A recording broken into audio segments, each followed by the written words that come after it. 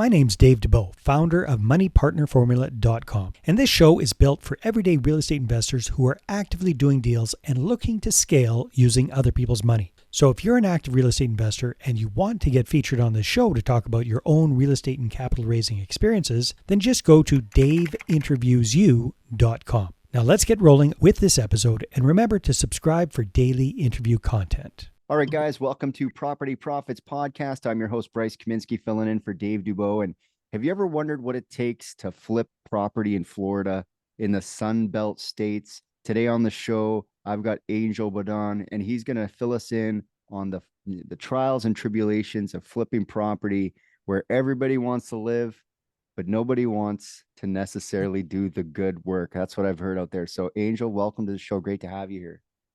Hey, how are you? Thank you for inviting me. Good. You know, one thing that we were talking about before the show is like the contracting side of things. And a lot of comments I get in the Florida area is that there's no shortage of contractors, but there's a shortage of people who don't just walk away with deposits, who actually do the job, who actually put the product out, because people are preying on people down there because they, you know, especially with the hurricane that went through a couple of years ago, there's lots of work to do, and guys are going down there and kind of like taking advantage. So how do you separate yourself from all that noise that's happening right now down in Florida? I mean, yeah, we obviously we vet our contractors. I mean, the teams that we have down there, we work in Tampa, Jacksonville, and Orlando, and we build relationships. We build relationships with realtors. And yeah, the realtors already have, you know, a relationship with local talent. So obviously the realtors are the ones that are going to put the property in the market. So they want to have somebody, you know, on their side that they could count on in a timely manner, like we were talking about earlier, with the finishes and all the good stuff. And yeah, obviously whenever we speak with a new contractor, we want to understand and obviously see, you know, what they got going on, what projects have they done, how they draw works. Some people want to do the 50% as soon as you meet them. I'm like, man, come on, we gotta work Red something flag out number first. one. Yeah, Come on now, one. and yeah. So whenever, you know, we obviously want to start, you know, with a couple of bucks up front, and sorry about that. Yeah, no And problem. so yeah, with a couple of bucks up front, just to kind of, you know, we will buy the materials at least on the first flip, and yeah, on Lowe's we, you know, I shouldn't say names, but yeah, well, we try to, you know, keep it simple at least on the first couple of deals, and yeah, and have the realtor, you know, be the boots on the ground for us. Yeah, because sometimes like people like to beat up the realtors, like, hey, we'll do let's do the 5%. It's like, no, I will pay you the full amount, but then again, you will be, you know, part of the deal as well. I learned this from another investor. The final price, the final percent of the final payment, to make it, you know, to ask them first, like, hey, how long you gonna take on this project? Okay, I'm gonna take 3 months. And okay, well, I'm gonna give you 3 months and a half. If you finish before the 3 months and a half, I'll give you an incentive. If you finish after, if you take longer than that, I'm gonna start charging you, you know, a day.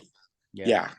And that tends to, you know, put them on the spot, like, oh crap, you know, I gotta get A my real deadline. Yeah. Because yeah. sometimes it's going to take 3 months is like, and then when 3 months hits, it's like, well, we need more time. We need more time. We need more time. And now it's 4.5 months and the profit is getting eaten away by that hard money carrying cost. Right.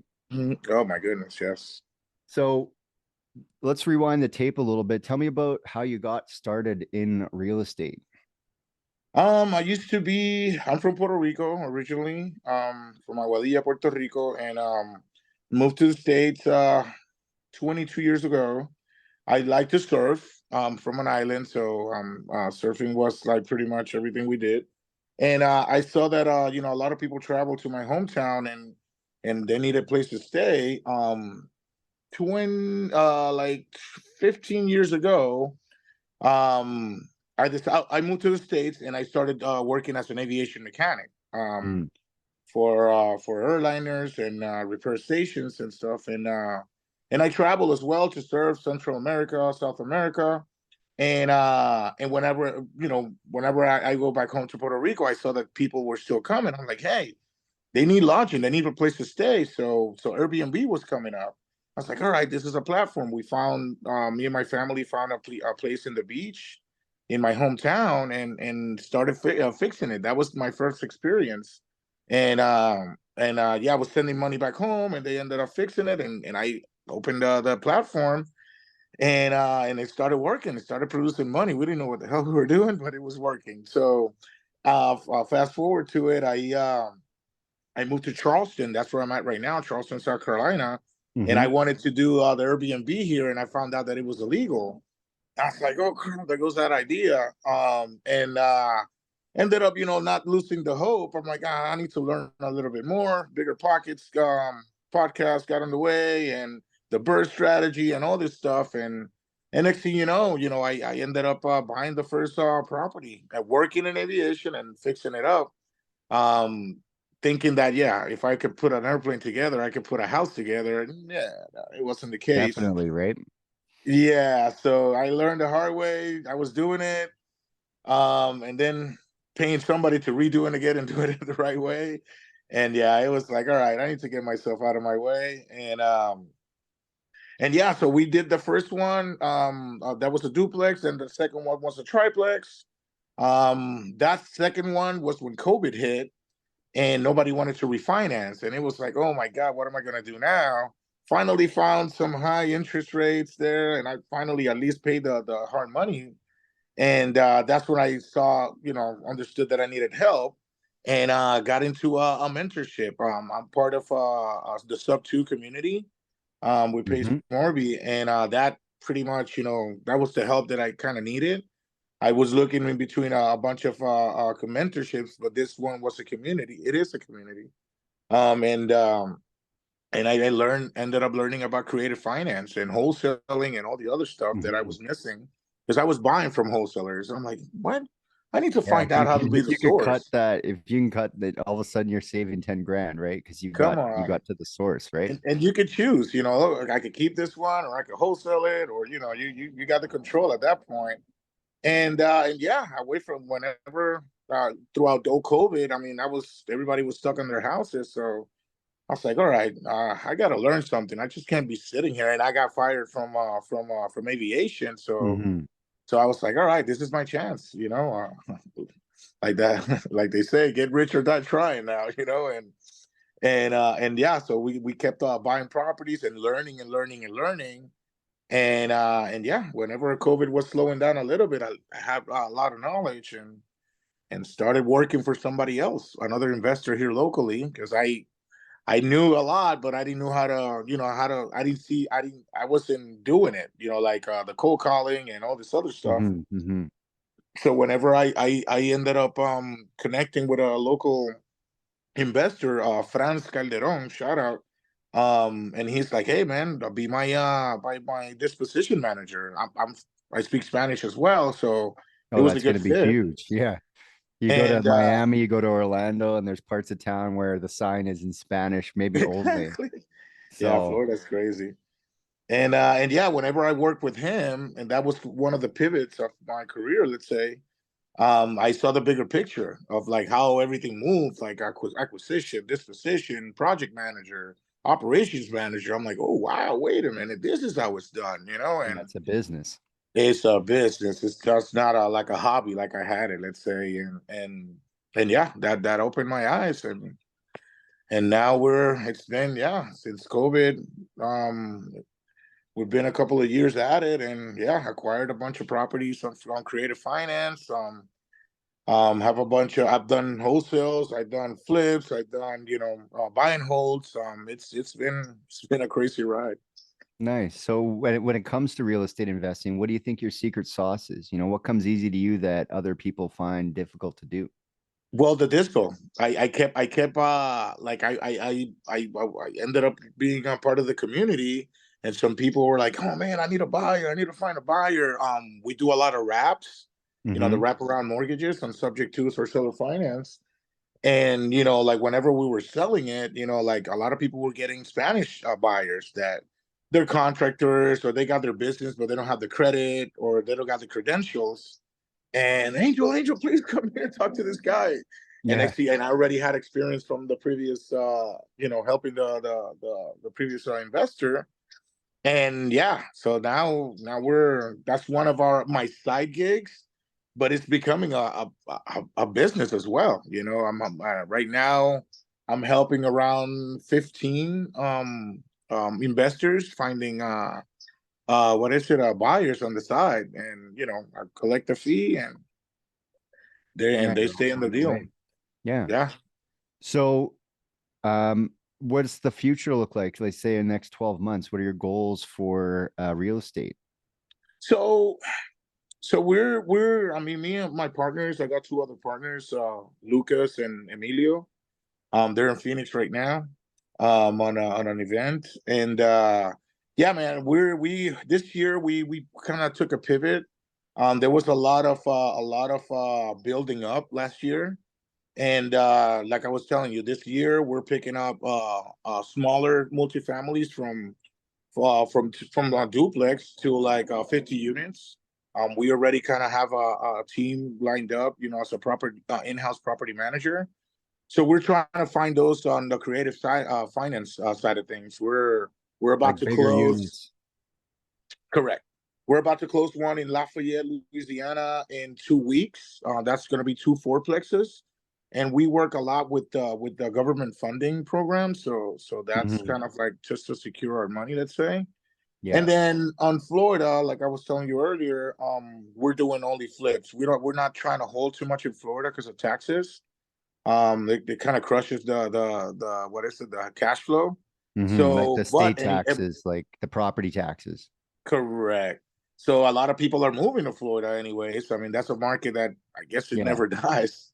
So Well, it we gets got the wiped out, the storm comes in, wipes out a bunch of houses, then you come right. in, fix a couple houses. People are always moving there, and then it gets really hot in the summer and they start going, well, maybe Georgia's not so bad. They go a little farther up, you Yep. know. So It's a revolving door down there for real, for sure.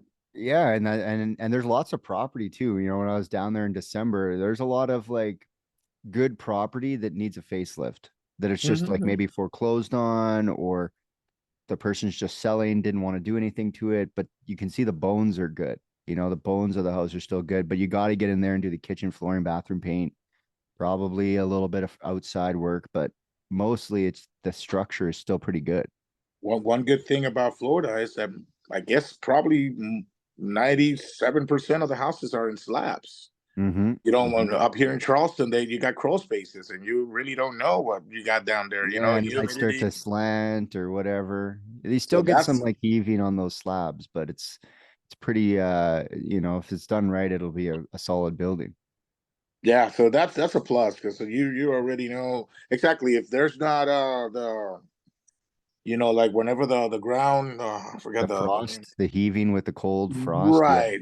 Yeah. If you don't have none of that, well then your the foundation doesn't crack or whatnot, then you're good. But most of the time, yeah, that's a plus. So, with everything you've accomplished so far, what would you say your biggest obstacle is these days? Um, obstacle, I will say, um we at the beginning started doing the cold calling and being direct to seller and reaching out and pulling lift and all that other stuff. So that's where we switched to, instead of being like the source itself, we just connecting with all the wholesalers in the areas, instead of us being on the phones and following up and this and this and It's that. a lot of So work. It's worth oh my paying the five god. grand. If they're going to bring it to you on a silver platter, pay the wholesaler. Because you think about it, you say, okay, I'm going to spend a couple G's on marketing and buying lists. And then what's my time worth? And you start grinding it. And then you realize, oh, it might actually be cheaper time and energy and ultimately cost to just, get a good deal that comes your way. There's lots of Yeah. deals floating around. there's a lot, yeah, and some people got their systems, down pat. So yeah, it's a lot of it was last year, like I was saying, it was a lot of buildup and kind of figuring out like, hey, like what, how can we grow this without beating ourselves up? Mhm. And I mean, we got the lending. I mean, we obviously, the lending, it's always something that the capital is always something that every investor is gonna need. Mhm. But the leads, the leads, it's something that it's not for everybody, like we got the whole B side. So the A side was like, hey, make it simpler on ourselves. And so that was kind of like a struggle we had last year. And like, guys, just let's like you're saying, let's let's just get So the it's a job, right? It's a treadmill, it's a job. So are you a find the deal and then the money, or do you prefer to have your money lined up and then go looking for deals? well, I mean, we work with lenders that prefer for us to just keep the money working for them. Hmm. Private money partners as well. That they Are they help us doing out a on the. hundred percent? Are they doing 100%? Are they doing 80%? Like where are they at these days for you guys? Some of them, it all depends. Obviously, like the relationship is everything. Hmm. Some of them are 100%, and some of them they're starting, and they're like, "Hey, put a little bit of skin in the game," and until we do a couple of deals, then we'll pick it up. But yeah, some of them are short term, some of them are long terms, like the Hmm. ones in the multifamily side of things. So how do We you finance the slush fund in the business? Are you using your profits from the flip, or how do you Oh, no, no, manage no. that skin in the game? Yeah, yeah. We try not to use our money in any deal. We try to, yeah, bring people in and make everybody make money. Have everybody Hmm. make money. And yeah, having like I was saying, like we got the two sides, the private money partner and the private money lender side, short term and long term. And yeah, sometimes we give them equity on the properties, and it all depends. I mean, we're creative, right? So Hmm. You got to every be if deal is you're in different. sub two, yeah. If you're a sub two guy, that's the thing, you're creative. So, um, for people to invest significant amounts of capital with you, they typically need to know you, like you, and trust you. What are you doing for those sorts of things? Like as far as posting pictures of jobs and Oh things yeah, like that. What does that look like for your social media and your outreach? presentation is everything. Presentation of the scope of work and telling them, having the conversations and being there whenever they call and keeping them updated. We use Slack and Monday as well Yep. as the platforms, so they are part of those channels. With your And this, investor? yes, sir. We don't Very hide cool. anything. Very, We don't very hide cool. anything because I mean, if things go downhill, they need to know as well. As We soon don't as like to be. possible too, right? Yeah, They're in the channel, they're seeing the updates, they're seeing what's happening real because time. there some investors, I mean, some lenders, they're just lenders, but some of them they already went through the investing side of things, and now they're just lenders. But they know the business, so they can Hmm. probably come in with Advice or something. some advice, yeah, and something like, hey, you know what, this happened to me 10 years ago, and this is what I did. Like, oh my god, thank you. So yeah, we want to be upfront with everybody, and that's the business. Like you want to have that confidence of like, hey, this is happening, and I want to be upfront with you. And in real estate, all kinds of crap happens. Nothing is Hmm. perfect. Hmm. So just having that conversation and communication and presentation, because that's what sells. Like what the way that you present your deal and the way that you put the numbers together, percentages and everything, in their face. Like, hey, this is what we do, and this is how we operate, and that's how we work. Awesome. Awesome. So if people want to connect with you, they want to find out more, what should they do? Yeah, Angel Bodon on Facebook and Mr. Angel Bodon in Instagram. Couldn't find another name, so that was the easiest Hey, it's one. good. I And like that. but yeah, I'm on Messenger. Yeah, if you saw me, on the Property for Profits on podcast, send me a message first before sending me a friend request, or send me a message, and I'll try to get to you in a timely manner, so we can do business. I mean, and build a relationship, because this is what it's all about, in this business. Like, if you don't build relationships and show up in events and do these kinds of things, I mean, yeah, it's gonna be hard, you know. Yeah, you're like alone in your castle on a hill. Like you don't have anything more than you already have if you don't network and connect with people like this. Correct. So yeah, Awesome. Awesome. Well, I really appreciate you stopping by, and until next time, guys, we'll catch you on the next episode. all right, man.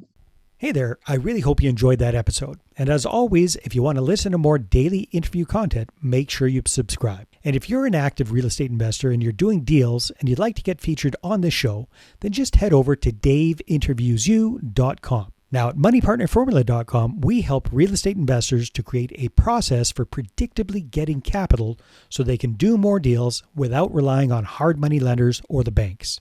We do this by building them a private capital marketing system. Now, if you want help turning yourself into a big money capital attraction machine, then book a call with our team to see how we can help. Just visit moneypartnerformula.com to find out more.